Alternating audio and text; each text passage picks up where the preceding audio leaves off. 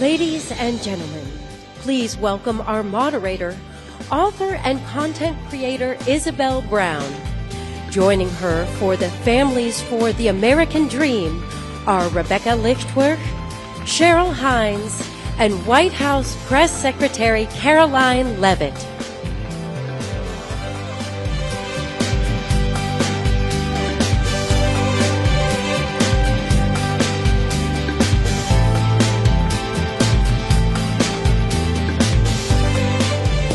Good morning, everyone. We are so excited to be joining you for the launch of this incredible program and investment in the next generation. We were pitched to do this event as a moms panel, so we are all moms up here and would love to start our conversation today talking about our journey as mothers and what this program is going to mean for our children and grandchildren.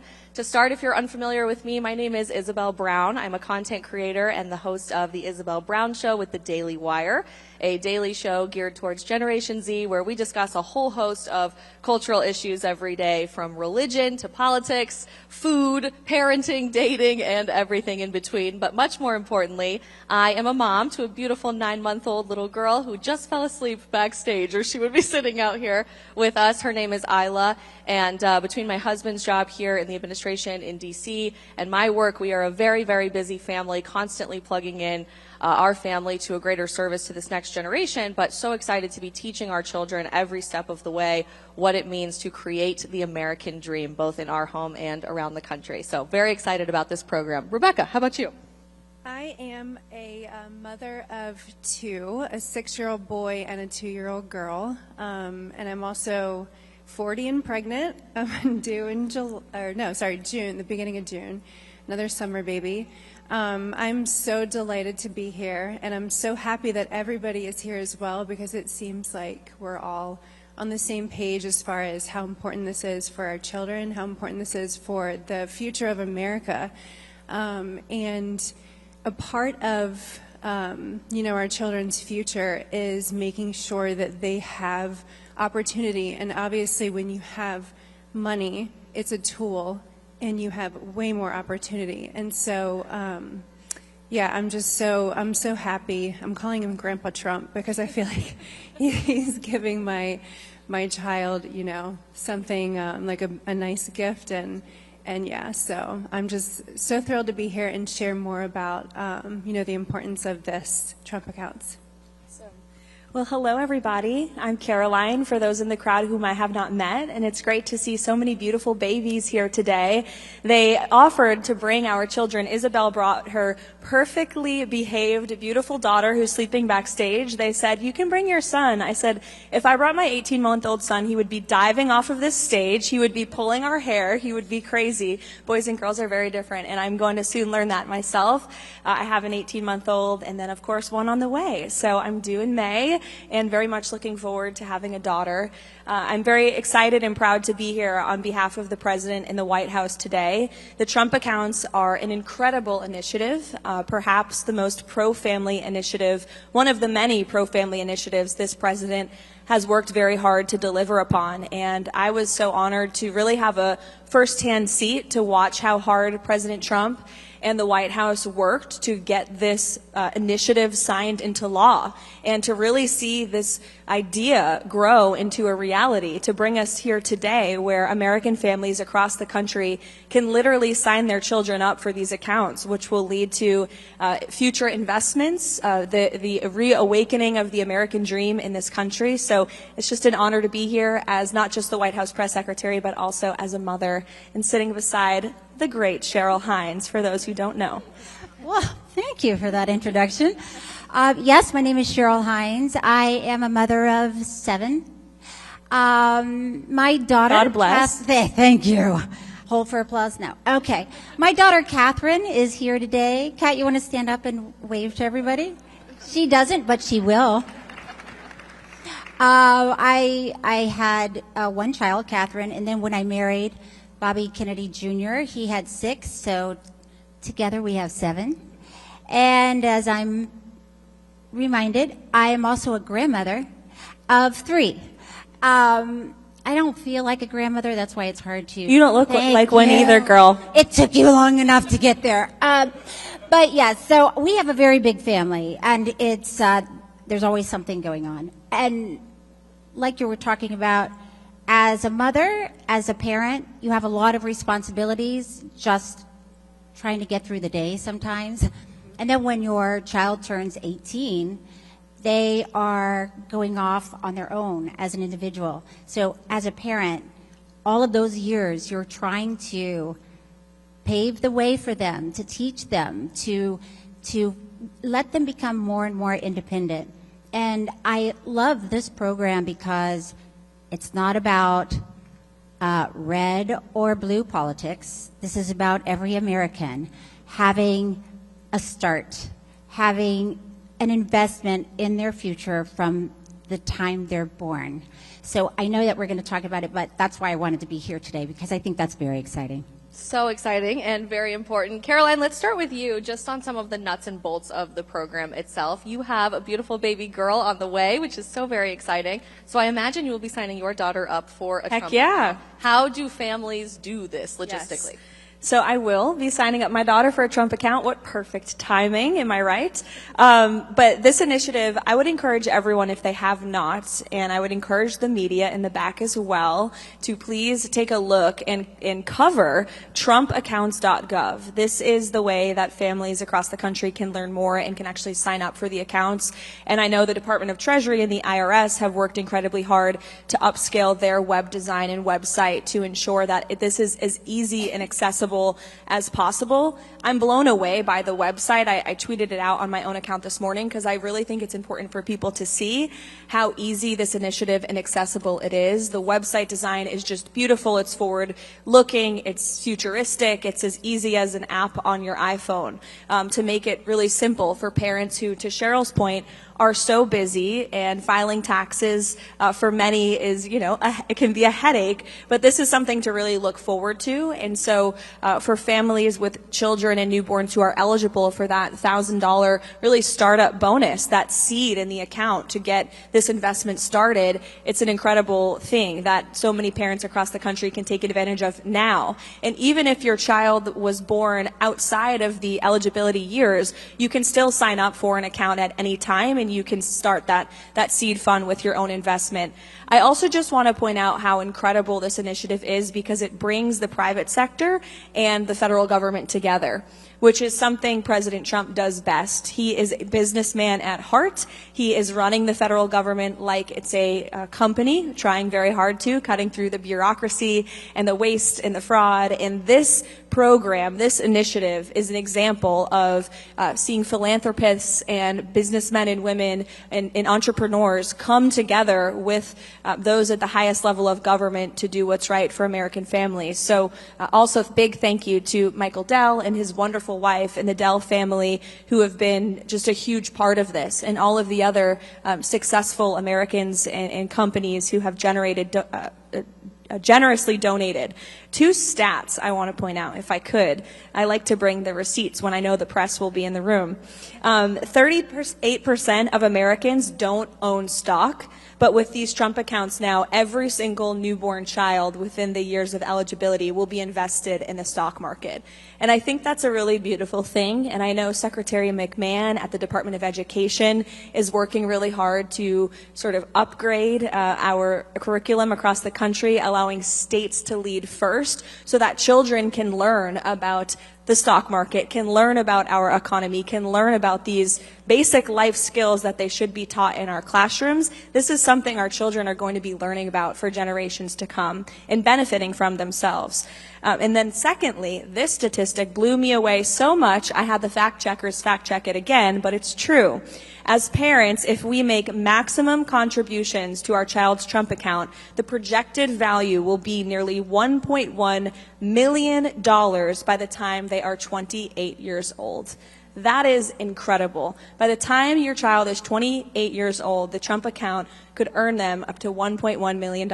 I'm 28 years old right now. I wish I had a Trump account back in 1997. So this is amazing. Yes, indeed. And I think it's so interesting to look at this retroactively, understanding that for many Gen Zers in our country, financial literacy was never a part of our curriculum growing up. No one taught us how to file for our taxes. No one taught us how to purchase a home or to invest in the stock market. Or even to fill out a job application. Absolutely correct. So making sure that our children have this capacity is so, so important from the education side. But Cheryl, you talked about parenting as launching your children successfully into the world. Are you hopeful that new parents, and this generation of new parents in particular, has the chance to learn some financial literacy along the way with our kids through this program? Well, I do. I think that this program is so helpful in that way because, like you're talking about when you were growing up, when I was growing up a long time ago, we didn't talk about money in our house. We didn't have any money in our house. My parents worked very hard and they were just getting by.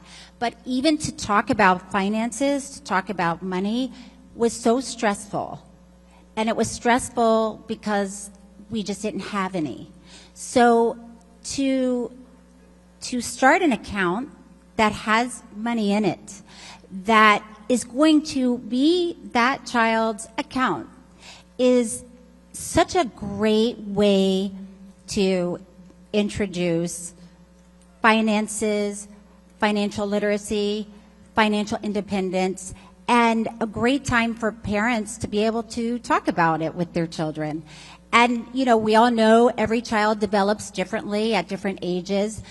So as a parent, you can keep connecting with your child when they're 8, when they're 10, when they're 12, and look at the account, look at what that interest is. And like you were talking about too, having parents, I don't want to say donate, that's not the right word, is it? Invest, contribute. And even like Kevin O'Leary was saying, once you start working, I started working when I was 14, to have an employer invest in that account is very exciting. And it is hopeful. It's the opposite of stressful. It is time to talk about your child's future with them. And I think that's just so great. And a child will already be emotionally invested in that because it's theirs. Not only is this creating a major pendulum swing for the financial security of our children's future, which is so important in and of itself, but Rebecca, I think this also marks a huge cultural shift that we're seeing in response to what can only be described as the degradation of the American family we've witnessed throughout our lifetime. In the last several years, marriage rates have been at a historic low. We know our fertility rate as a country is at a historic low. Our vice president spoke last week at the March for Life here in D.C. about his goal and dream to have America make more babies, which they are putting their money right where their mouth is as a beautiful second family right now in office. Your organization does incredible work ensuring that moms feel that greater sense of service to our society and culture at large. Do you think we may see more moms and dads as a result of this program? Yes. Short answer, yes. I'm so grateful that it's colliding at the time that it is, because the more involved I am getting into my Moms for America organization, it's just so on par with what I am doing in my children in raising them to be America-loving, learning from our founding fathers, learning how, if the more you learn about our founding fathers, you can't not be affected by their character that they all had. And instilling that in my children, starting at, my daughter, I have a couple books, but she's only 2. My 6-year-old is really, at the age, like you were saying, Cheryl, every age is different, and you kind of have to just figure out how you can relate to them at that point and how you can teach them things at that point, because then it changes. Like, as soon as you figure out your child, like, they're changing. But I think that it's just another way to invest in them and to love our country even more, and to be grateful and know the privilege that we have as Americans. My husband is born in Denmark, and so he has a very unique perspective. He's always had the American dream ever since he was my son's age. When he was a little kid, he wanted to move over here because he he's a numbers guy as well, so he understood the opportunity. And so that is very exciting, and accountability as well. Accountability because how I grew up, my parents got divorced and my life was a mess, and it's fine, it made me who I am, but I didn't have any kind of foundation to build on. And in the beginning of my life, starting out, I always felt there was a hindrance, and that was I wasn't financially free to do anything. And even after I took out loans for college, I just, you have it on your credit, and then you can't, so it's just the fact that I get to do this for my children it makes me emotional, because it's really setting them up for an amazing life. But accountability, I have a funny story to tell you. My 6-year-old's in debt right now. And when I told him that, he was like, "I'm in debt? What does that mean?" Because he thought it was okay to go on Amazon. He's not allowed to do that, but he went on Amazon and bought $800 worth of Pokemon cards. Oh, no. $800. And he's very much into soccer cards and Pokemon cards. And so when I actually told him about his Trump account, he was so excited. He already started thinking of the business that he would have. He said, "I don't want to go to school. I want to start a business with that money." He thought I said 3,000, but I said it's going to be more around 300,000. That's our goal. But anyway, he said, "I want to start now." And I said, "No, Mads, you can't do that." And he was like, "Why?" And I said, "Because you're in debt." And he's like, "Well, what does that mean?" I'm like, "That means that you can't do anything until you pay off that debt. You don't have money to invest in your business, because investing in your business, you have to go find the cards, keep them for a little bit, and then sell them. I guess that's how it works. I don't know." So anyway, so as a 6-year-old, for him to grasp that, he then knew. He quickly got it, and then he went to my husband and he told him, he's like, "Daddy, Mommy said I'm in debt," and all this stuff. So, but now we have a chart, and he is working off his debt to us. So, it starts so young. I mean, sometimes as a mom, I think, "Oh, well, I'll get there. Like, I'm going to teach them that, but they're too young." But it's really, you can really start now. Anytime, yeah, and that's actually wildly important for parents with young children today. You mentioned passing on the American dream, and I think it's important for us to sit with that for a moment, because pretty much every pollster and media organization will tell you today that young adults no longer believe in the American dream. We think it's a disillusionment, it's no longer available to our generation, and yet behind us I see a beautiful headline that we're jump-starting the American dream for this next generation. That messaging is so important, Caroline, because I really do think that's setting the tone for culture at the top. It's not telling young people, figure it out for yourselves, we're going to continue borrowing from our country's financial future and throwing you under the bus as a process. To the contrary, we're flipping the script and the narrative in Washington through these Trump accounts by investing in the next generation and telling them you can be the champion of your own future, and generationally the American dream continues to survive. That's happening at the same time as a bit of a baby boom down the street at 1600 Pennsylvania Avenue that you are participating in. Can you speak to the culture that is We practice what we preach. Yes, you do.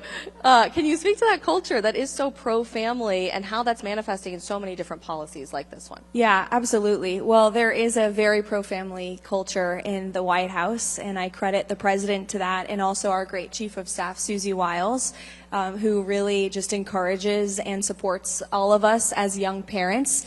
There's several other young mothers in the West Wing and many young mothers across the whole White House complex, but there's also several young fathers whom I work alongside. And so there are always children, toddlers, babies in the West Wing in our offices, and it's totally normal. And I think that's a really beautiful thing, because we are able to not just work for the greatest president in our lifetimes, but also raise beautiful young families. And that opportunity has been provided to us directly by the president and our chief of staff, Susie. So thank you to both of them. But I think the fact that that culture in the White House exists is because the president understands that the essence and the foundation of the American dream is the American family. And I'm sitting and listening to Rebecca's stories of her household. Those will be core memories for your son. we all have core memories from our childhood. One of mine is when my mother brought me to TD Bank up in New Hampshire to start my very first bank account. I think I was probably 10 years old. And I remember bringing in my little purse and sitting with the bank teller and thinking, this is so cool. And that was my very first checking account, which was a joint checking account at the time with my parents, and watching that grow and then working at our family's ice cream stand throughout the years. And these Trump accounts are going to really form core memories for parents and their children within their households, which will set up our country one household at a time for success. And in addition to these Trump accounts, these are a huge initiative, but it's just one small piece of the puzzle with respect to all President Trump is doing. If you look at the One Big Beautiful Bill in its entirety, the largest middle-class tax cuts for working families in American history. No tax on tips for service workers, no tax on overtime for our law enforcement officers and anyone who is working overtime to try to make ends meet. No tax on Social Security for our seniors. And in addition to prosperity, the other most important facet of the American dream is safety. And as a mother, there's nothing you want more than your child to be safe and healthy in this country. And thank you to your husband for all he's doing to make America healthy again. That's an amazing movement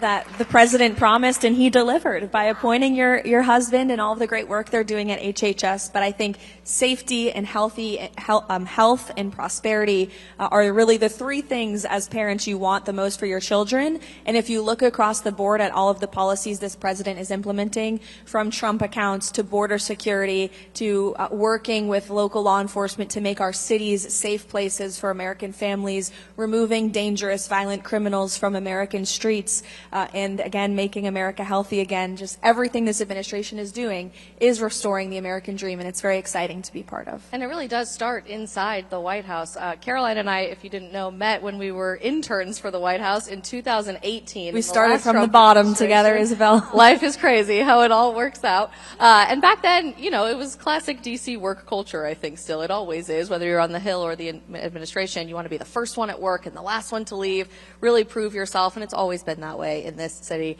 But I can't tell you how many young families I hear from in the administration who are constantly told, it's 6 o'clock, what are you still doing here? Get home to your baby. You can finish this at home. That's so much more important in the legacy that we are building as an administration than any email you could be sending from here at the White House. And a huge component of that, Cheryl, that I'm constantly talking about with my audience in our show is this intergenerational family dynamic. There are so many new grandparents in America right now that are so excited about participating in their grandchildren's lives. My baby is the first grandchild on both sides, so we have very excited grandparents across the spectrum in our family. What do these accounts mean for you and your grandchildren, knowing that this is not just something we pass on to the next generation, but theoretically transforms our families and our economy moving forward into several generations? Yes, well, it's like what we've all been talking about. I think as a grandparent, it's exciting to sit down with a 3-year-old, look at numbers, ask, what do you want when you're 18? What do you want when you're 25? What do you want when you're 30? And if you had $1,000 right now, what would you do with it? Which is a really fun game to play with a 3-year-old because it's probably candy or Pokemon. But even just to talk to them, to hear them, and then like we talked about, when they get older, they'll have different dreams and ideas. But as a grandparent, as a parent, it's exciting to be a part of that. And as a grandparent, it's nice to know you can put money into an account for your grandchild or your child. My sister is also here today, Dr. Becky Hines. We were talking about what's great about this account, because at some point when your child is maybe 12, and maybe your grandmother asks your 12-year-old girl what she wants for the holidays, and as a grandmother, you're going to get her that ugly sweater that you love to give. But maybe she'll say, what I would rather have from you is the $50 to put into my accounts because I'm saving, and this is what I want to do with the money. So it's a very exciting, empowering tool and learning tool. And so it's fun. It's like we said, they're invested emotionally and financially. So it's something that you can work together as a family. And we were talking about having a lot of siblings growing up, and I asked you if it was crazy having 7, because it was crazy to be. Yeah, because how many did you have? How many siblings? The 5th of 7. Yeah, 7. Yeah. So when you're in a big family like that and you're one of many children, a lot of times you don't have your own thing. You're waiting to get the hand-me-down dress from your sister or the old bike from your brother. But so to know that you have your own accounts and you have control over it, you get to decide what you're going to do with it. It's not your parents deciding for you. It's when you're 18, you get to decide. It's very, it gives someone a feeling of pride, a feeling of individuality and independence. Absolutely, and it's a huge shift, I think, into that individuality that typically when we were growing up, the idea was you had a college investment account and you were expected to use that for tuition dollars. Rebecca, you said your son wants to start a business when he turns 18 and wants to make sure that he has the chance to be an entrepreneur. What an incredible foundation to be able to give him when it comes to investing in your own American dream for teenagers now and children who will grow up with these accounts. Do you think that's going to create more of an entrepreneurial spirit with this next generation? Absolutely. I mean, going off what Cheryl was saying, you know, whether you're in a big family or a small family, just that that specific investment to them as an individual, you know, is it, you know, over and over and over, because kids are, it's repetition, right? And you know, just they can start to dream their dreams every time you bring that up to them. And there was something else I was going to say. I'm pregnancy brain. We've all been there many times.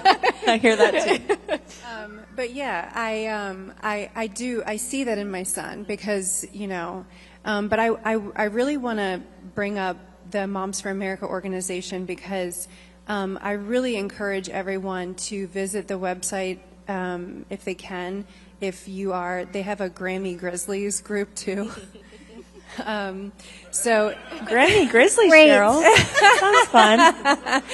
But it's, you know, it's like, it just gives encouragement. Actually, they talk a lot about health.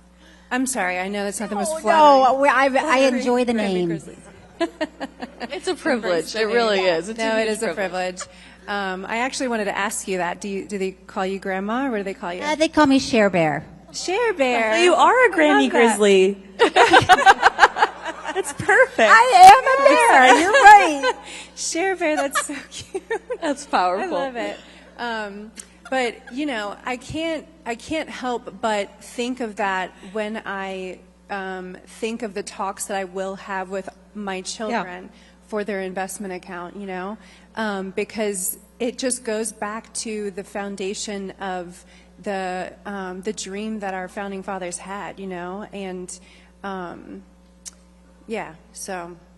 Caroline, I'd be curious to get your thoughts on this. The media is here today, and you deal with media day in and day out with your job. I'm already starting to see an interesting reaction to the idea that we do have a fertility crisis and a marriage crisis, a family crisis, as some sort of partisan political talking point, that it only applies to one side of the political aisle today. And I'm sure there will be many who come out saying, because it's called the Trump account, this is not a good idea for our society or a positive investment in the next generation. What message would you tell the media and those who might be skeptical about this, that this really is about all of our families and about the entire American people? Well, we will try our best to get fair coverage on these accounts, and I do think for the most part the coverage has been positive and fair because it is such an overwhelmingly positive and nonpartisan issue. However, it is unfortunate that most Democrats on Capitol Hill voted against the piece of legislation that signed these Trump accounts into law. So remember that, Americans, who's voting for these Trump accounts and investments and who is not.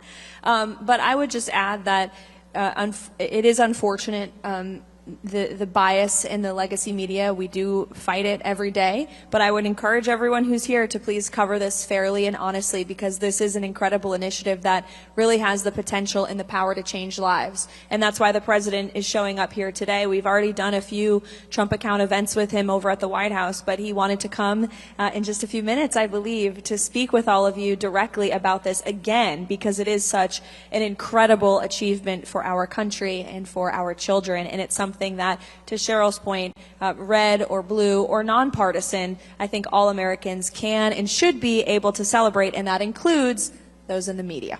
One more logistical question I had for you, Caroline, about the program is something that really I haven't seen any coverage about in the media at this point. We know that if your baby is born within a certain window, they'll have the $1,000 bonus, which is a fantastic investment in their future. Parents can contribute up to $5,000 annually from a tax-deductible standpoint, which is amazing. But employers are also eligible to contribute to these accounts, and I haven't seen anyone talk about that. Right. Can you share a little bit more about that? Yeah, so just to go back to the eligibility, if your child was born January 1st, 2025 through 2028, you're eligible for that $1,000 sort of seed fund to get the Trump account up and running from the United States government, and then an additional $5,000 each year contributed by yourself or others into the account, maximum $5,000. Employers are also allowed to contribute, which I think is an incredible thing for businesses, small, medium, and large. And it's something that I believe, as a young mother myself,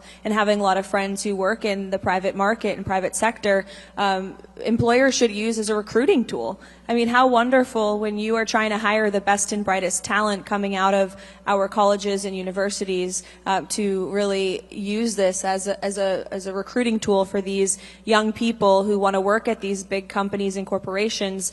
You can tell them, we'll invest in you, and not just you, but also your future and your children. So again, this is just a beautiful example of President Trump knowing that the private sector often works best. And while he's the head of the entire United States federal government, finding ways to work with entrepreneurs and businessmen and women who are enabling the American dream. And those great men and women should not be demonized. They should be celebrated, and they should have a partnership with this administration and administrations to come as well. Cheryl, we've talked a couple of times about your husband's effort to make America healthy again, which we are so deeply grateful for.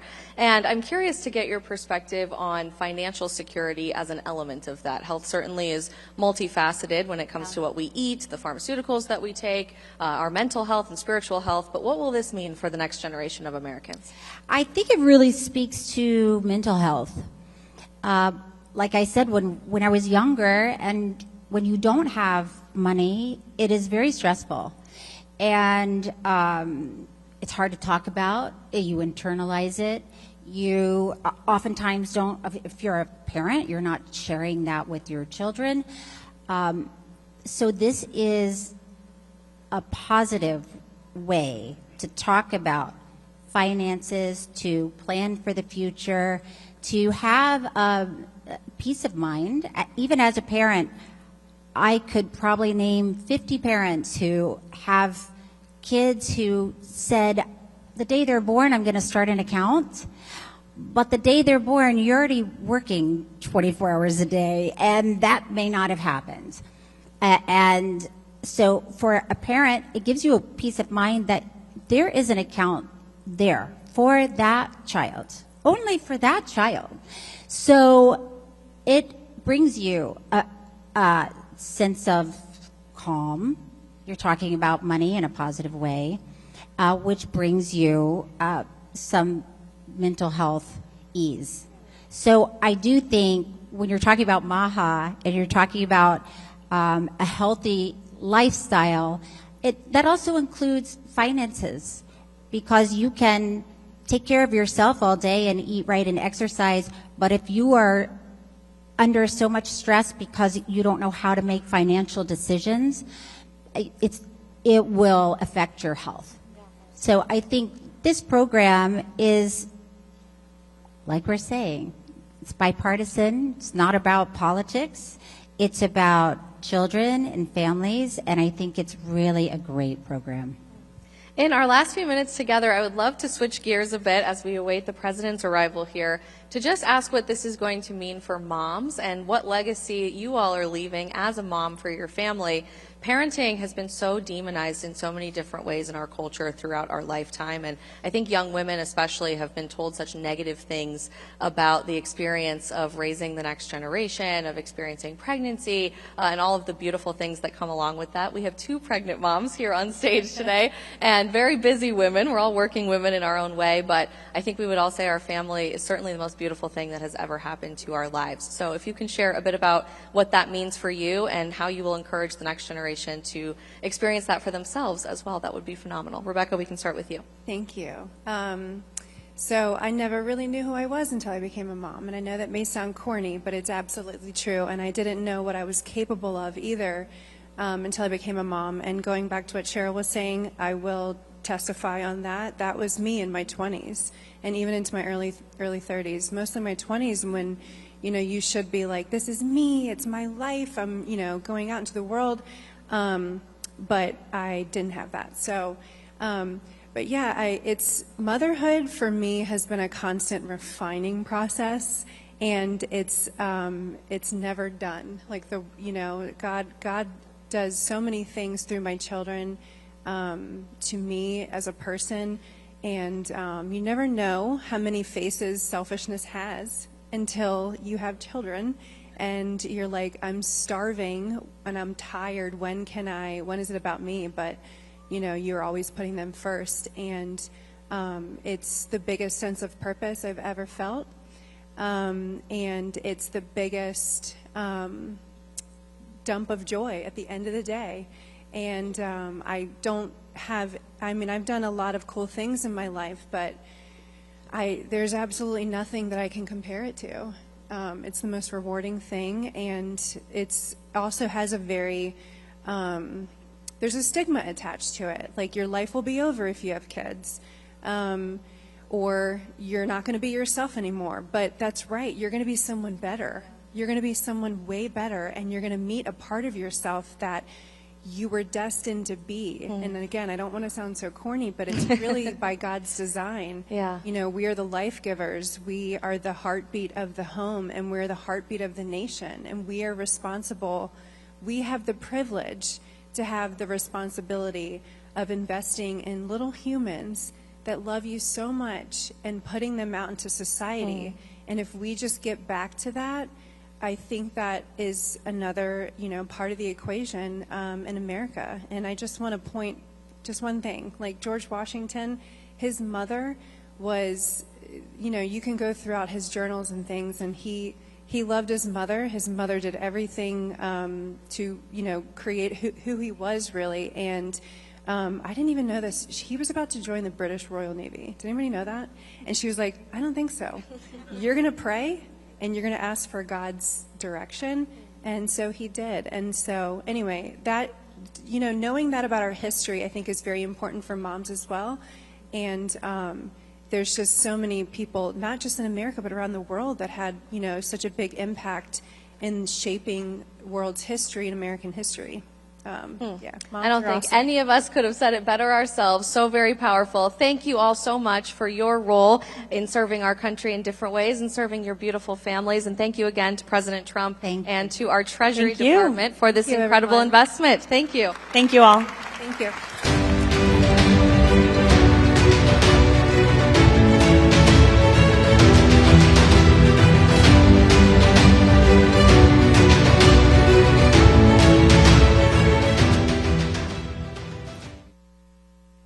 Sorry I can't be there in person with such a tremendous gathering of leaders and philanthropists. This first year under Donald Trump's leadership has been nothing short of remarkable. We've never seen a president accomplish so much so quickly for the American people, and Trump accounts are yet another great example of that progress. We believe this is a smart, forward-looking way to invest directly in young children and create opportunity that lasts for generations. I want to recognize Michael Dell and everyone in the room today who is helping make programs like this possible. At my company, Continental Resources, we want to lead by example. we encourage other companies to join us in working alongside the government to implement similar programs. We plan to do this in every state in which we operate, doing our part to give back and further build upon this program and leave a lasting legacy for the next generation. Thank you, President Trump, for your outstanding leadership. Hi, I'm Ryan McInerney, the CEO of Visa. Today marks another important step forward in what has been a shared and unifying goal, helping Americans build long-term financial security for the next generation. Visa has been a supporter of this effort since the beginning. With this bold initiative, the administration is truly investing in the American economy, helping families fund their kids' long-term financial security. Visa was proud to be among the first companies to announce plans to incorporate Trump accounts into our employee benefit plans. Additionally, Visa is going to work with our bank partners to enable millions of Americans to use their Visa credit card rewards to fund Trump accounts. It's a simple and powerful way to turn rewards into savings to help families save for their children's future through everyday spending. Through this new program, we are playing a part in this important effort to connect more people to the global economy, unlocking another channel for families to support their children and ensuring the next generation has a stake in our country's future prosperity. I would like to thank President Trump and the administration on the launch of the new Trump accounts. This is a simple and powerful way to give American kids a great financial head start. IBM is proud to build on the foundation that you are providing. In addition to the $1,000 investment from the U.S. Treasury, IBM will contribute an additional $1,000 for U.S. citizen children of IBM employees born between 2025 and 2028. IBM will add an additional $1,000 contribution when parents contribute $4,000 within 24 months of their child's birth. Combining the government's investment with IBM and parental contribution, a child's account could start with $7,000 or more by age 2. Without any additional contributions, this balance will generate tens of thousands of dollars by age 27, a great advantage towards education, housing, or launching a career. Thank you, President Trump. IBM is proud to support this initiative and help build brighter financial futures for the next generation of Americans. Mr. President, Secretary Besson, thank you for allowing me to participate in your historic summit today. At Broadcom, we focus on the long term. We create technology that powers the modern world, from the chips in our iPhones to the AI in our data centers. But we know that the most critical element for America's future isn't silicon.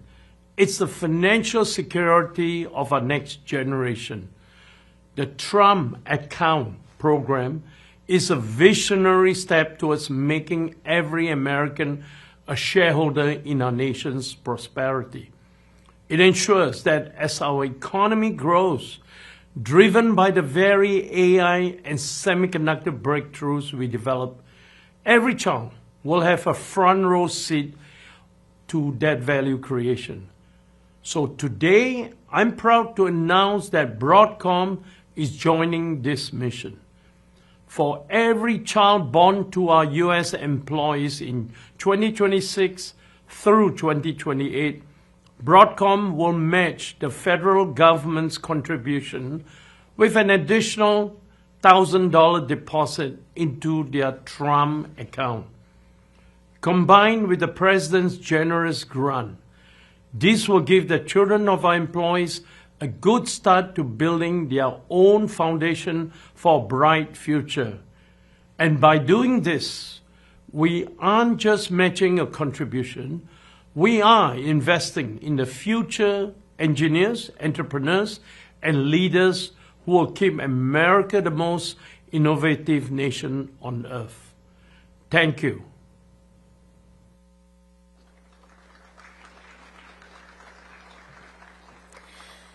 Ladies and gentlemen, please take your seats. The Trump account's launch will resume momentarily. Please, please, please, please, please, please, please, please, please, honey, please, yeah, yeah, oh yeah, yeah, I love you so. Baby, you did me wrong. Well, you done me wrong.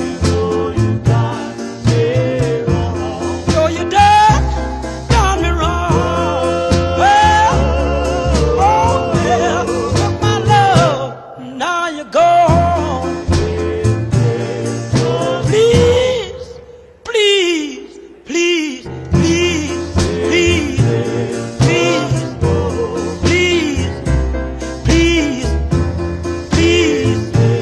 please, honey, please, don't.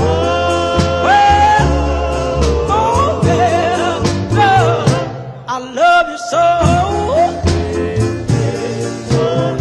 I just wanna hear you say I,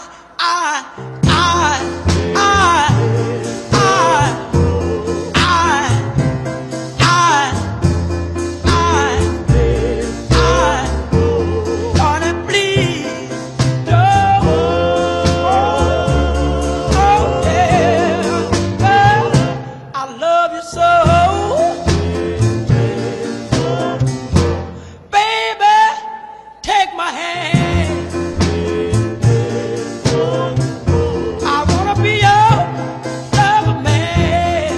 Oh yeah, good God Almighty, honey, please, don't. Well, oh yeah, love, I love you so. Please don't go. Please don't go. Honey, please don't go. Girl, I love you so. Please, please.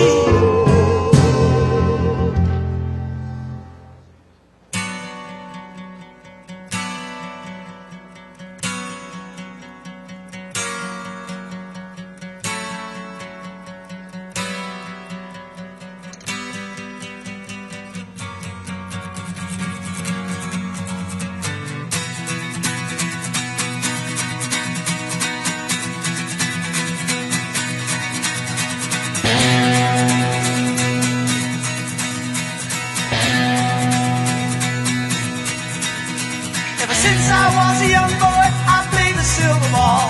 From Soho down to Brighton, I must have played them all.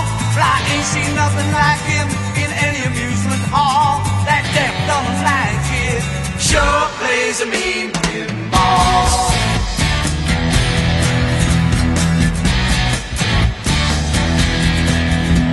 He stands like a statue, becomes part of the machine, stealing all the bumpers, always playing clean, plays by intuition, the digit counters fall. That deaf, dumb, and blind kid sure plays a mean pinball.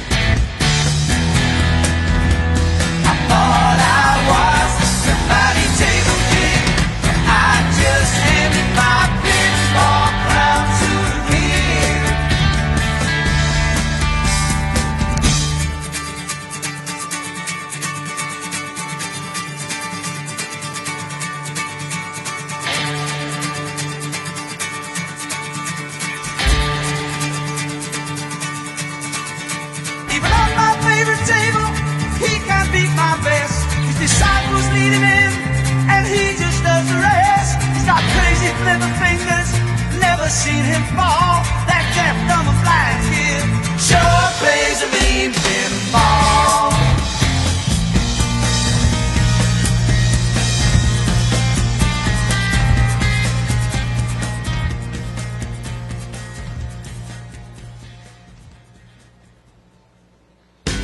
You shake my nerves and you rattle my brain.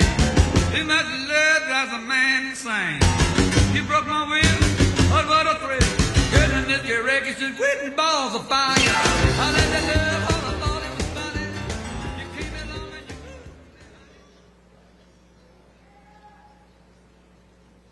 you Ladies and gentlemen, the 45th and 47th President of the United States, Donald J. Trump.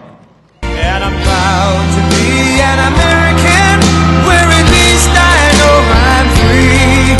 And I won't forget the men who died, who gave that right to me. And I gladly stand up next to you and defend her still today. 'Cause there ain't no doubt I love this land. God bless the USA.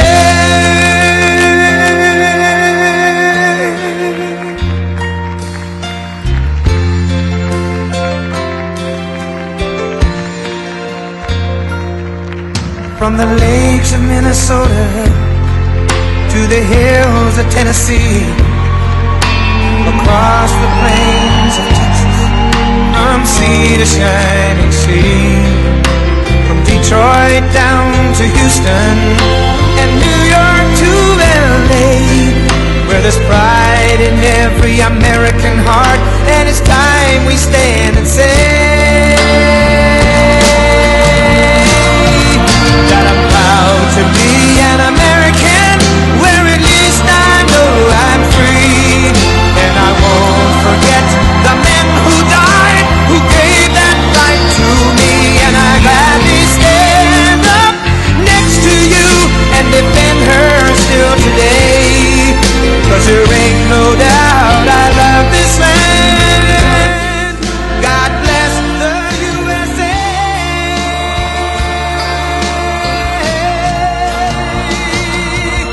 And I'm proud to be an American, where at least I know I'm free.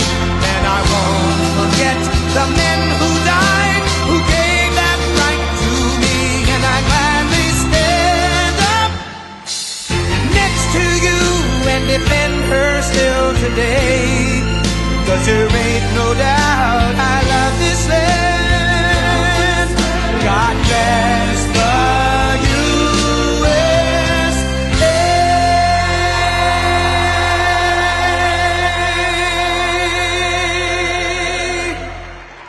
All right, let's get down to business. That's enough of that. But how good is Lee Greenwood? He was with us right from the beginning. First time I walked onto the stage, I heard that song. I liked it. I said, let's use it. That was 10 years ago, and he's been with us all the way. Fantastic guy. There's never been a man that made so much money from one song ever, and I'm happy about it. But I'm delighted to be back in the beautiful Mellon Auditorium, a wonderful family. Tim Mellon is a great guy. He's the current version of the Mellons, a fantastic person. To celebrate a thrilling new milestone for America, the first generation of Trump account children. Trump account children.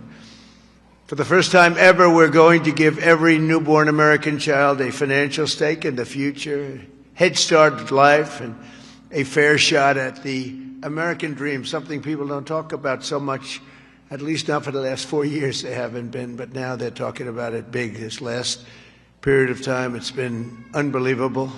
You see what's going on with our economy, the tremendous investments that's been made in our country. We have over $18 trillion coming in. The most, I think, was 3. That was 10 years ago, another country, not even our country. We have $18 trillion, and we have thousands of businesses being built all over the country, and hundreds of massive plants, so big, car plants, AI plants. With the support of the men and women here in this beautiful room, over the next 15 years, we're going to put $3 to $4 trillion of wealth into the hands of young Americans who otherwise would have really started out with nothing. It's really an amazing thing because it gives young children that start out with really nothing, and it gives them, boy, it's more money than anybody could imagine.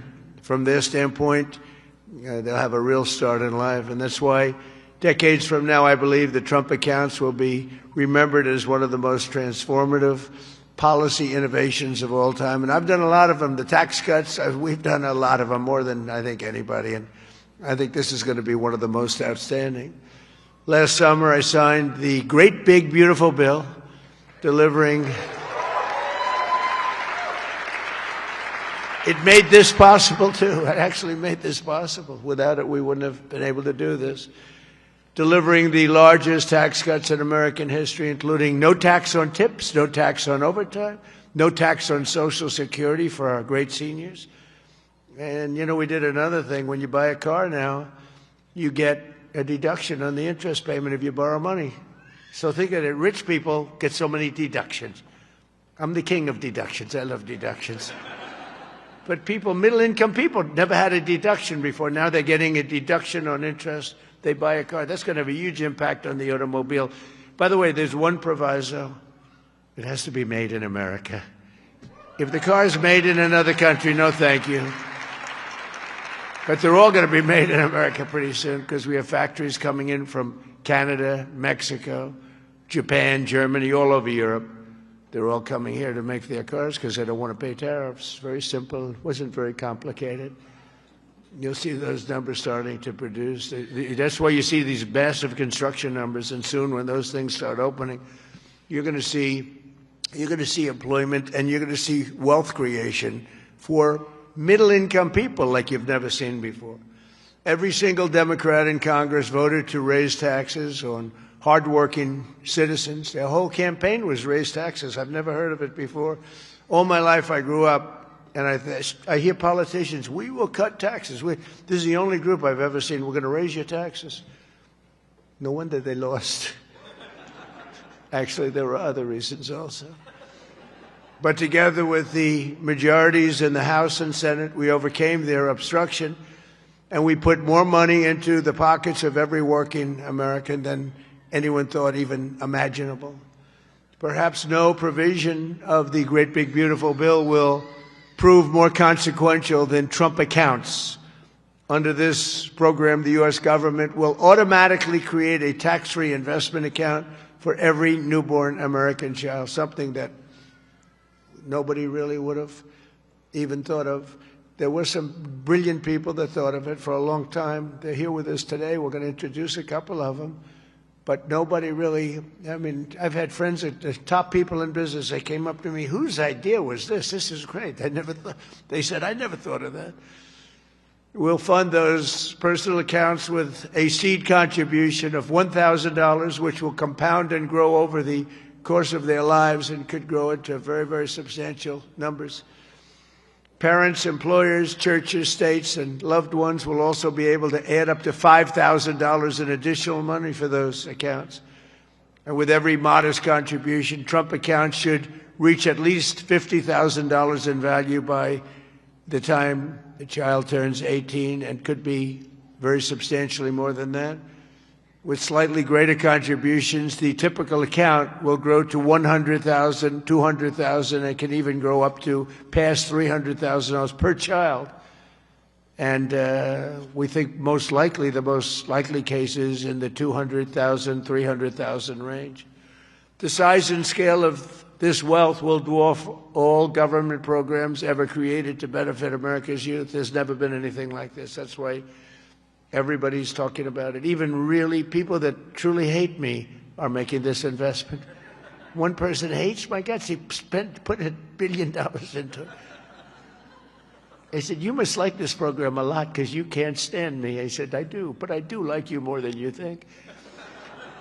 They liked me more in the last year than they liked me before. Although we had a great first term, we can't forget that. We had the greatest economy in the history of our country, but this is blowing it away. So every president, thank you.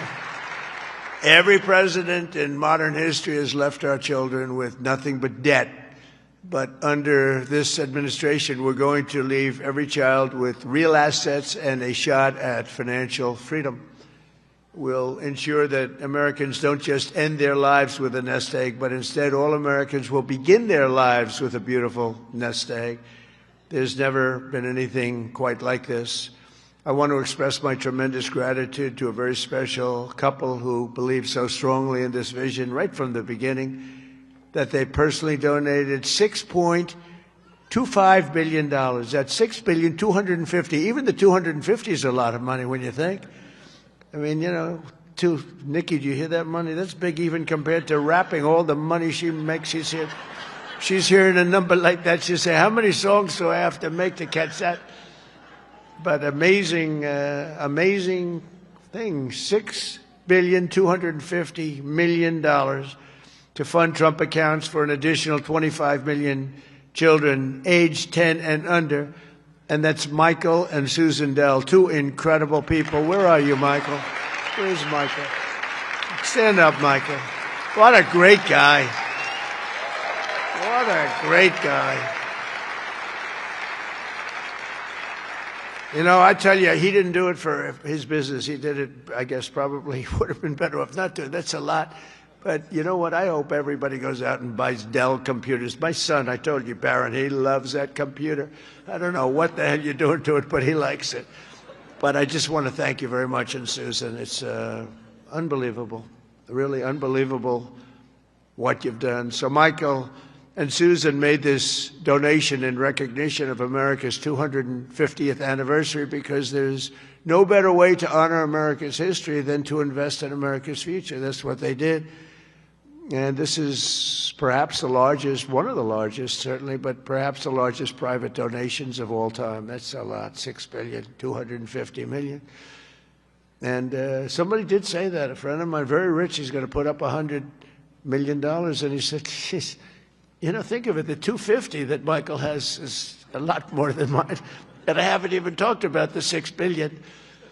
But anyway, it's amazing when Michael can start off with very little money and build a fortune where he can, routinely make such a payment and investment in the youth of our country. Michael, you're great. Thank you, man. Thank you. And I also want to say hello to and thank some very special people that have been with my administration and really become friends of mine.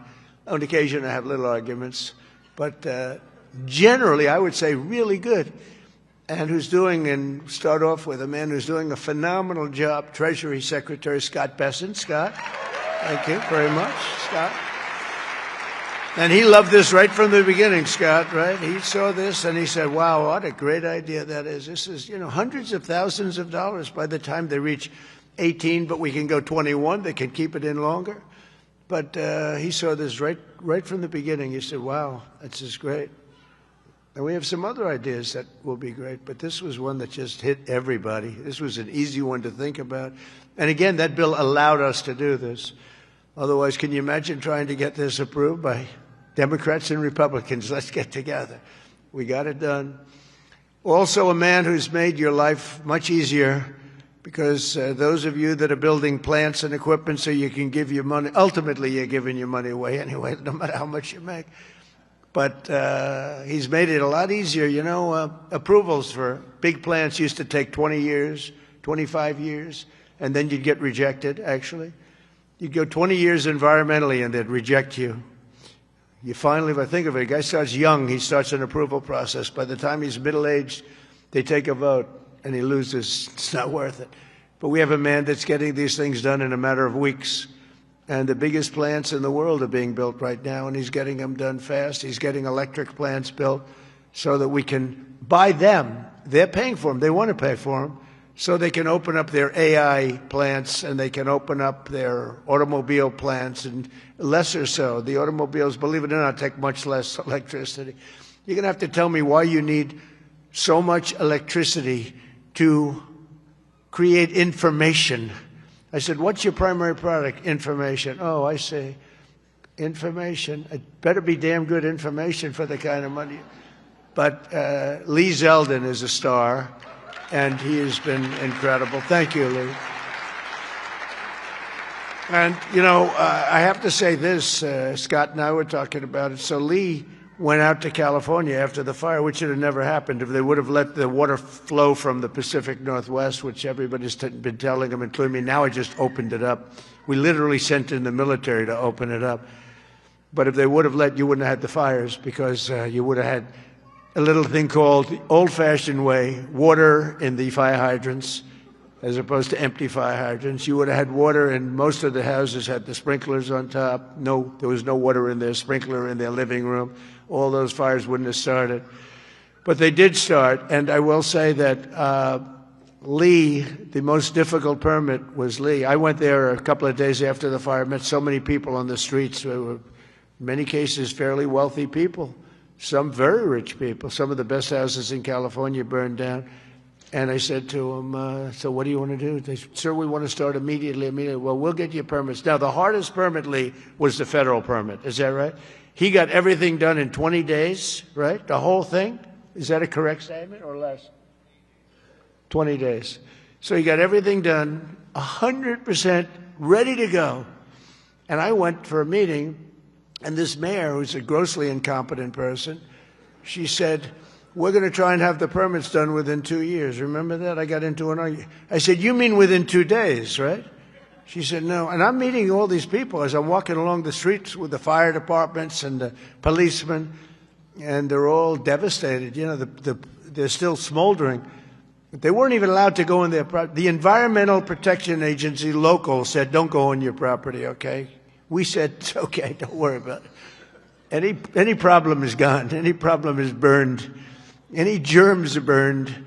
They're burned. They were burned. Nobody's ever seen anything like it, but all so unnecessary that it happened. But we got it all done in 20 days, the whole place. And yet now, still, more than a year later, they don't have permits. Almost nobody is building.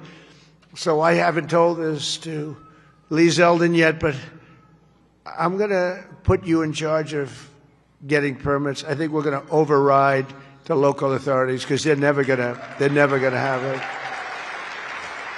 And when I was told that there's a provision where you can override the local authority to get things done, because it's really, to me, it's a national emergency. What they've done to these people is horrible.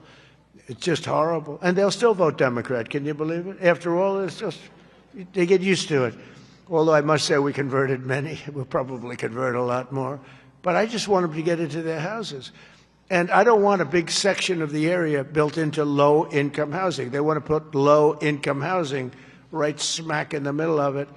And that's not the American dream, you didn't do that. And low-income housing is great. I built a lot of low-income housing, but you don't put it there. This is one of the richest neighborhoods in the world, and we're going to let those people. And I recommended strongly that everybody gets the immediate approval to build a house, and you give them a 10% bonus so they can build a house 10% larger than they had before, if they want, for all the suffering they've been caused.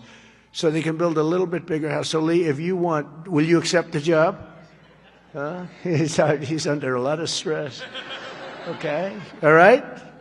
Override those people. Those people are incompetent. Between the mayor and the governor, they're incompetent. They'll never get approved.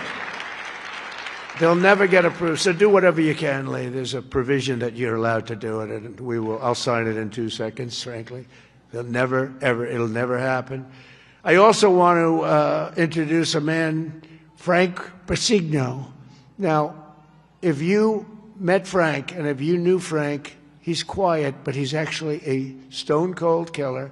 He was one of the biggest people in business. He would have been sitting with you. In fact, now he's got a better seat because he's working for the government. He's the head of a lot of things, but the job he's done in this country is great, and he's working on Social Security and a thing called the IRS. He's working with Scott on both of them, really, but the IRS in particular, and he is a fantastic man. Where are you, Frank? Took the biggest pay cut in history. He went from being paid $35 million a year to being paid about $35 a year. I think you may have taken the biggest pay cut in history. He'd be close. He'd be one of the top 5. because a few people have done that. Few billionaires have sort of left. But Frank has gone from one of the most successful people. He worked with Jamie Dimon. I don't think Jamie likes me too much nowadays, but that's okay. I never minded that. But Frank, you are fantastic, and you're doing a great job. We appreciate it. Thank you. And thank you to the family. The director of National Economic Council, a man who's in the news a lot. You know, my only problem is I don't want to lose him. I will tell you that he's working from a big deficit because I don't want to lose him. He's so good. Kevin Hassett. Thank you, Kevin. Thank you, Kevin. A friend of mine, a senator who has been unbelievable. She's a tremendous woman, married to a great football player. Her husband is a massive man. This guy, he played in the NFL, I guess, for 11 years. He was top-of-the-line player. I met him. I said, that's not a normal situation. Look at this guy. This guy was seriously powerful, big, and he's as nice as he is big. And she is one of our best senators, Senator Katie Britt. Thank you, darling. From Alabama. I love Alabama. We love Alabama. Marsha Blackburn is an incredible person. Unfortunately, she's running for governor. She's running for governor of Tennessee. I'd love her not to. I begged her. I said, Marsha, we don't want to lose you in the Senate.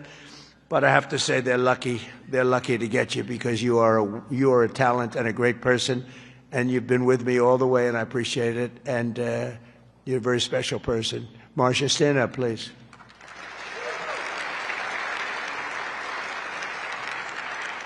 And a senator who's a friend of mine, you wouldn't believe that because we went through a rough campaign together. It was nasty. We got along so well, and we actually did joint rallies. Can you believe it? He wanted to get some of the action, so he's smart. He said, would you do a rally with me? But we did joint rallies, and the press used to say, will you ever, start fighting? I said, don't worry, it'll come. He said the same thing. Don't worry, it'll come. He's a very tough guy, very brilliant guy. In fact, when I said, because I had never gone into a debate before officially. My whole life was a debate, but I'd never debated before officially. And I said, let me find out about my competition. Who are these people? Because many of them, they were senators and mostly senators and governors. And I said, well, why don't we start with this guy named Ted Cruz? Well, he was the best student at Harvard, #1 in his class. He was the best student at Princeton or something. And he was the national debate champion for 3 years. And I said, well, I don't like that. I didn't know that. I don't like that. And he was a very good debater, I will tell you that. He's a smart guy. But I'll never forget, because he was the first one I looked at. I just joined the ranks of politics. And the first famous, that was the Rosie O'Donnell. Remember that? Only Rosie O'Donnell? Ireland, you can keep her. Ireland has done us tremendous. The head of Ireland said, are all your people this way? We don't want that. But Ted Cruz has one thing that I love. If I ever have problems, because it's hard to get people approved, he's a brilliant legal mind. He's a brilliant man. If I nominate him for the United States Supreme Court, I will get 100% of the vote. The Democrats will vote for him because they want to get him the hell out. And the Republicans will vote for him because they want to get him the hell out, too. Where's Ted? Where are you, Ted? And with all of that being said, he's a great guy, too. He's a great guy. We've become friends, and he's a very effective person, too. Thank you, Ted, very much.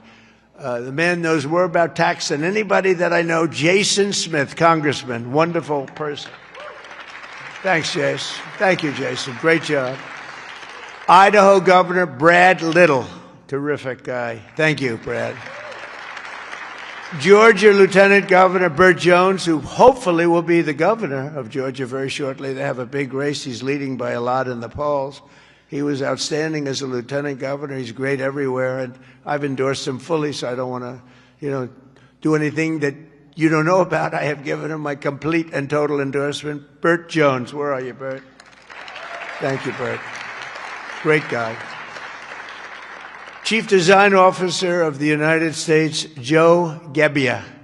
Joe, Thank you. Great idea. Great ideas.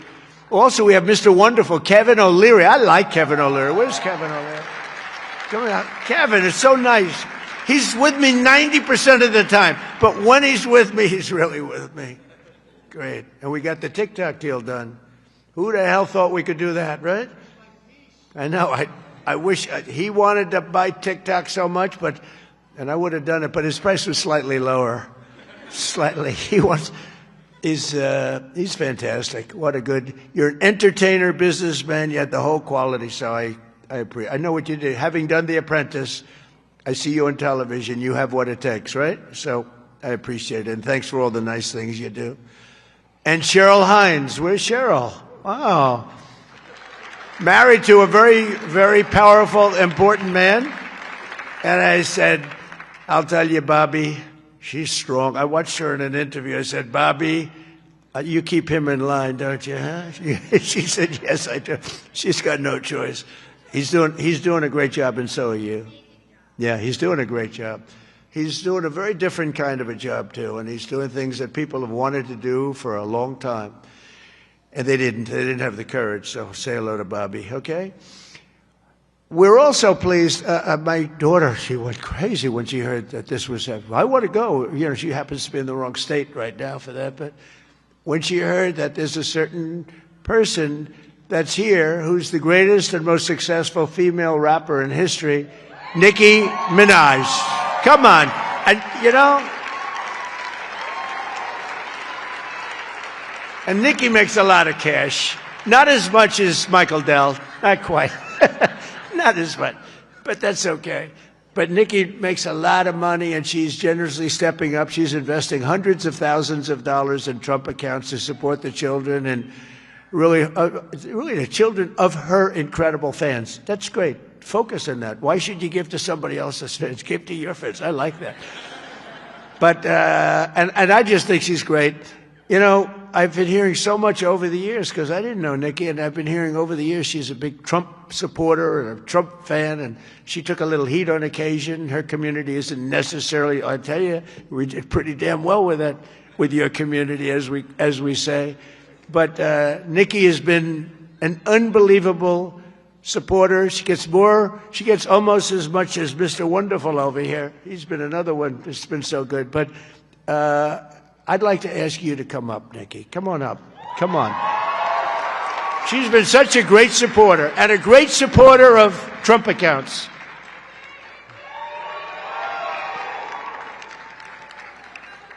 And I said, I'm going to let my nails grow, because I love those nails. I'm going to let those nails grow.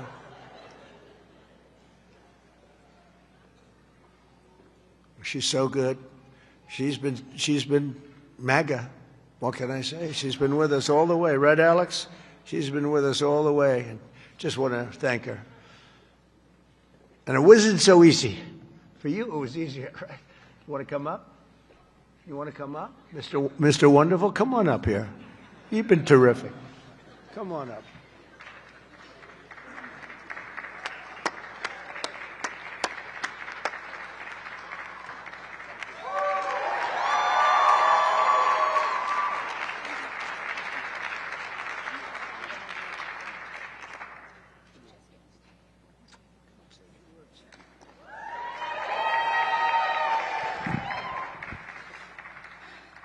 Hello. Well, I don't know what to say, but I will say that I am probably the president's #1 fan. And that's not going to change. And the hate, or what people have to say, it does not affect me at all. It actually motivates me to support him more. And it's going to motivate all of us to support him more. We're not going to let them get away with bullying him and, you know, the smear campaigns. It's not going to work, okay? He has a lot of force behind him, and God is protecting him. Amen.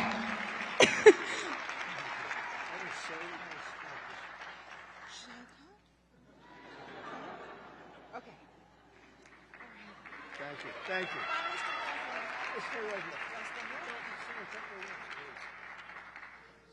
On behalf of all the entrepreneurs in America, I'd like to thank you, Mr. President, because we create 72% of the jobs. Companies 5 to 500 employees, and all we care about is policy.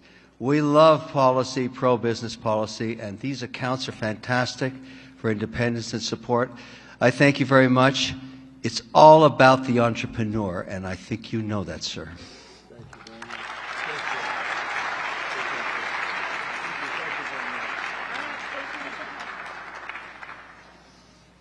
Well, that was great. A little interlude. I don't know. That's better than getting Scott Bessent up.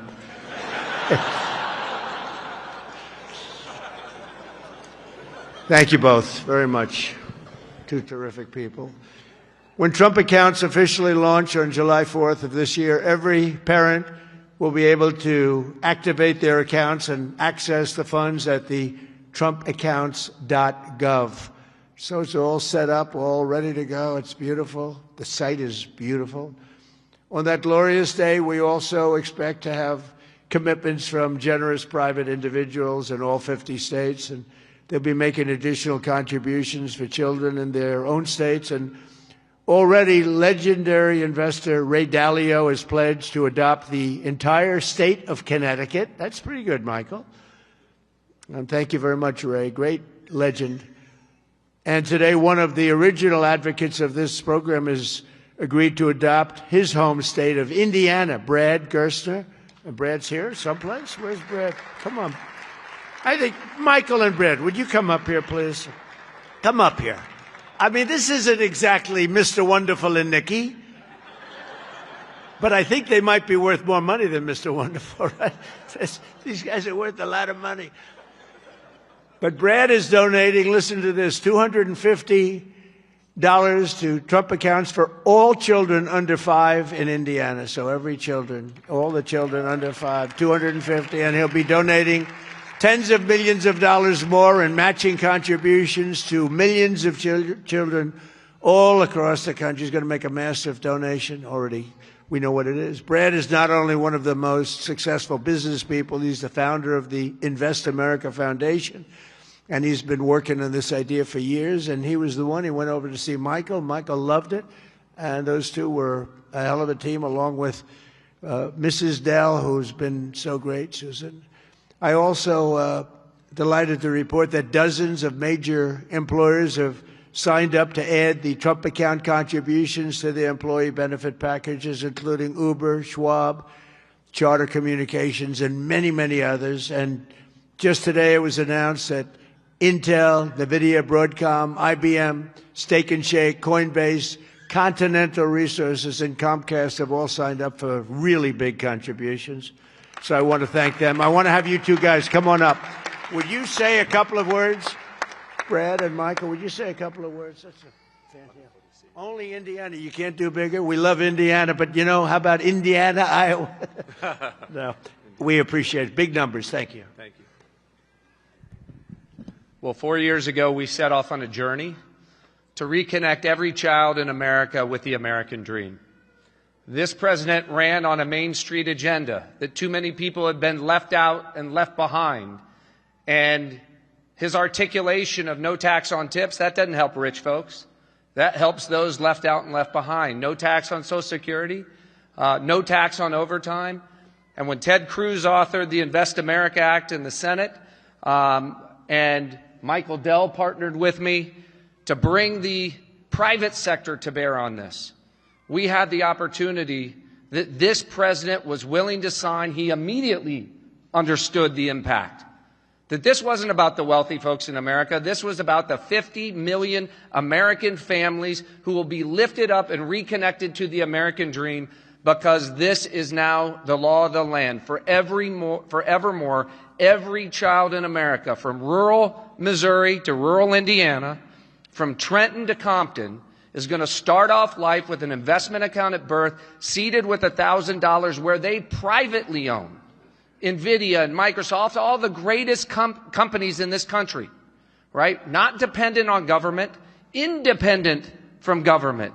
Not more socialism. The answer to more socialism is more capitalism. This makes every child in America a capitalist from birth, and it would not have happened without the leadership of our Treasury Secretary, Scott Bessent, without the leadership of the Speaker and Ted Cruz in the Senate, but most importantly, and every business leader in America will tell you this, for too long they had no access in Washington to the White House. People didn't want to hear their ideas. This president is voracious in his desire to hear from America's leaders about how to make America better. This is citizen democracy at its best. An idea that started around a kitchen table in Silicon Valley makes its way to this day. I'm humbled and honored to be here, and I'm grateful for your leadership.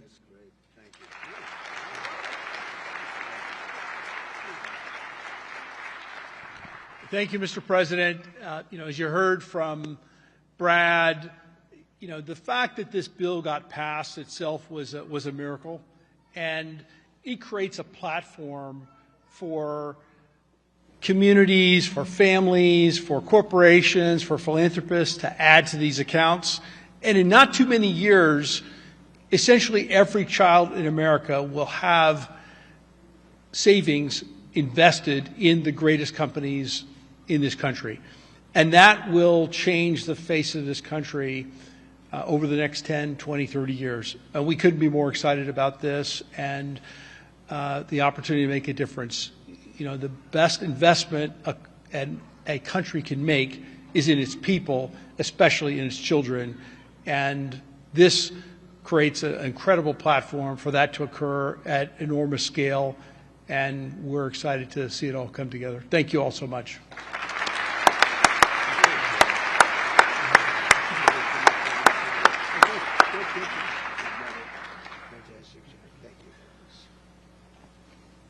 Those are two fantastic people, I can tell you that.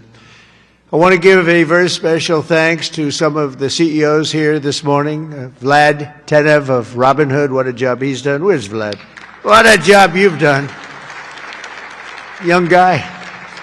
Nice young guy, too. Arjun Sethi of Kraken. Arjun, thank you very much, wherever you are. Thank you. Anthony Noto of SoFi Technologies. SoFi. Thank you very much, Anthony. These are the ones you read about, and Bill Ackman is here, Pershing Square, and Hock Tan of Broadcom, and so many others that if I name them, we'll be up here all day. But I just want to say that what a job you've all done. Incredible job. Everybody. Just about everybody in this room. Not everybody. I'm not in love with everybody, but a couple of them I don't like very much. But if they're here, I'm starting to like them a lot better because they're here for a very good reason. I'm officially calling on all employers all across America to follow the lead of many of these amazing companies and make matching Trump account contributions to benefit for the American worker, and they're going to benefit the American worker so much. This morning, I'm also pleased to announce that Visa is creating a brand new platform which will allow credit card holders to deposit their cashback rewards directly into Trump accounts. That's a big deal. Visa, thank you. Where's Visa? The head of Visa. Thank you very much, Visa. These initiatives could not come at a better moment because there's never been a better time to invest in the United States of America than right now. Who knew it would have happened this fast? I inherited a mess.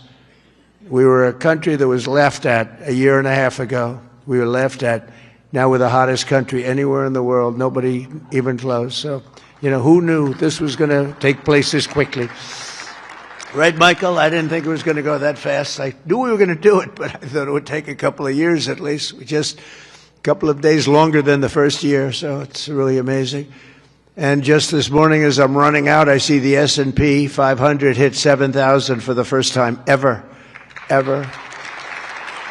So I say America is back. America is back.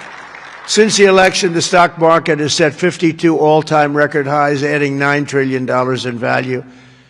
And $18 trillion of investment is pouring into the country. It's going to be higher than that. Just over 1 year ago, we were a country that lost its way. We were mocked and scorned, and every American child will now be and have access to something that is really incredible, and they can watch directly the economic boom that's taking place. This is a boom that's taking place, the likes of which we've really never seen. I don't think people, get it yet. Not a lot of people. They don't get it. They don't see the thousands of businesses being built, the hundreds and hundreds of massive factories that are going up all over. But they're going to start to see it. They're starting to see it. I mean, if they're modestly intelligent, if they're very intelligent, they saw it about a year ago. With us today is Craig Smith, a fourth-generation family farmer and volunteer firefighter from Culpeper, Virginia, along with his wonderful wife, Heather.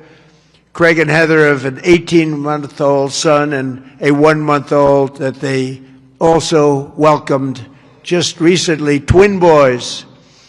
And they can't wait to activate Trump accounts for all 3 of their children this July 4th. Craig and Heather, do you want to come up here, Craig and Heather? Where are you, Craig and Heather? Come on up, Craig and Heather, come on up. Come on up. It meant so much to them. People write letters. Every once in a while you get a letter, it just hits you. Craig and Heather, come on up. Thank you. That's great. Wow, look at this family, huh? They're a rich family now. The kids are richer than the parents. That's the way we want it. Thank you very much. Wow.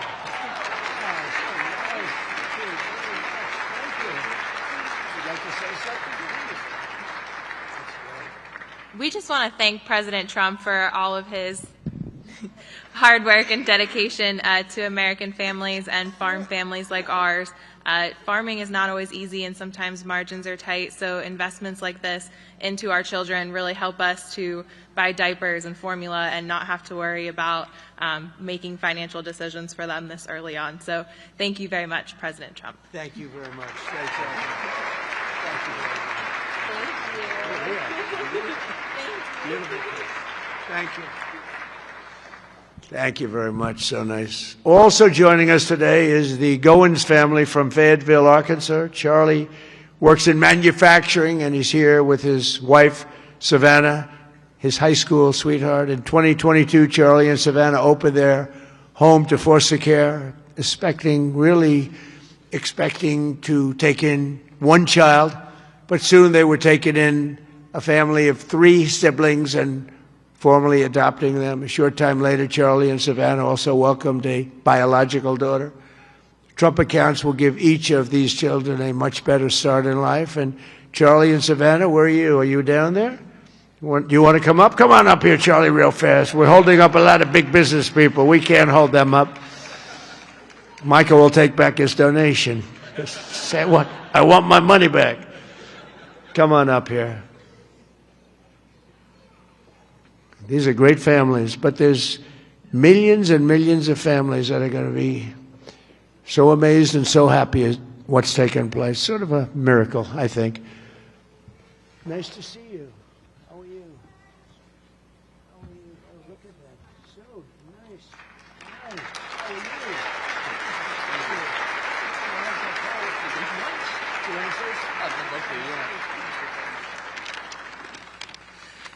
Thank you, President Trump, for having my family and me here today.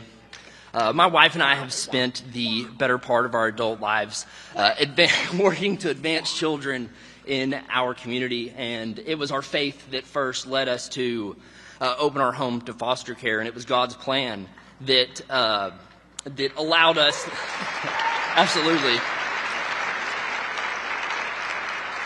And it was God's plan that allowed us to adopt 3 amazing children out of foster care, to welcome so many more, and of course, this past year, welcome our youngest daughter, Florence, into the world.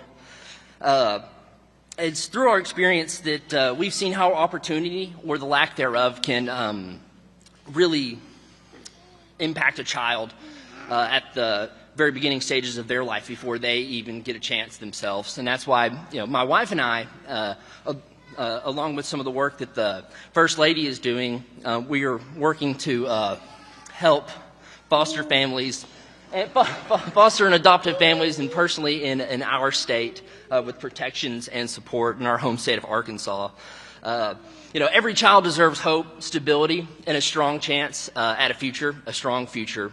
And for young families, especially like ours, that your first priorities are, of course, your diapers and your wipes and your car seats and all that stuff. And so starting and investing into a investment account is not necessarily on the top of the priority list. And we're so thankful to have this. And I think this sends a powerful message that this administration believes that financial opportunity can start early, that it is intentional, and that it can impact every single family. And my wife and I are so excited that this administration has placed families and children like ours at the forefront of economic policy. And we're so excited for the future of the children and for this country. Thank you.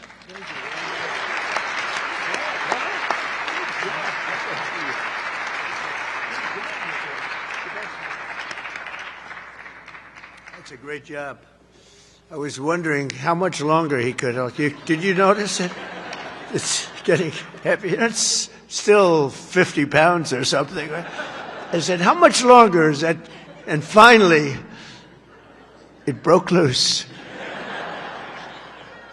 But you could see a loving father there, couldn't you? Huh? The way he did that, right? Wasn't that a loving father? I watched that.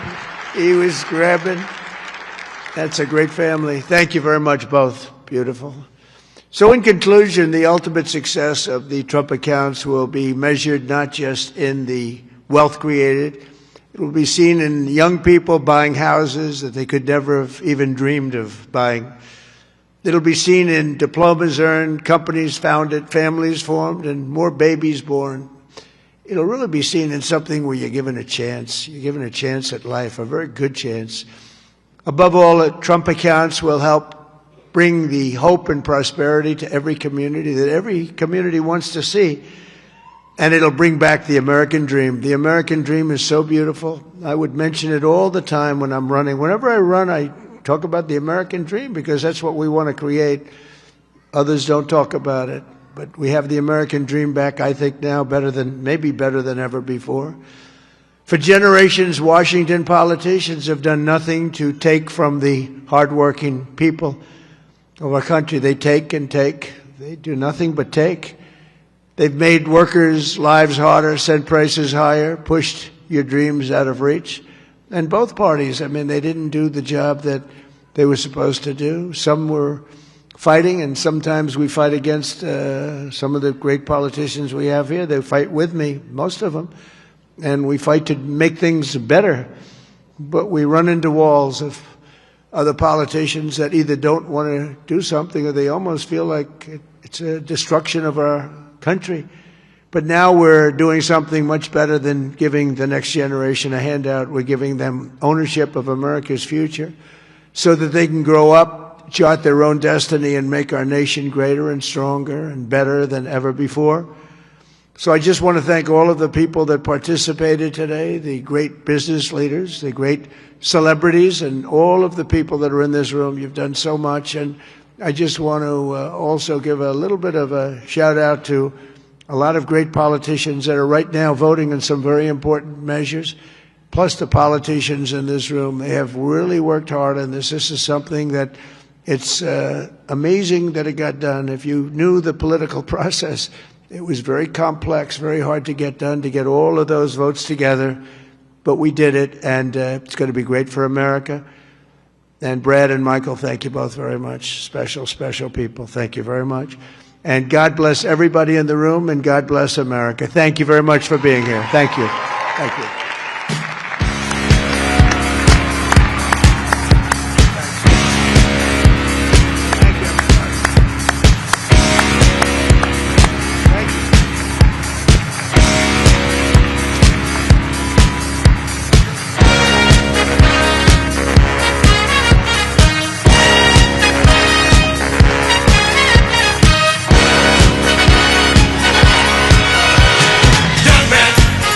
There's no need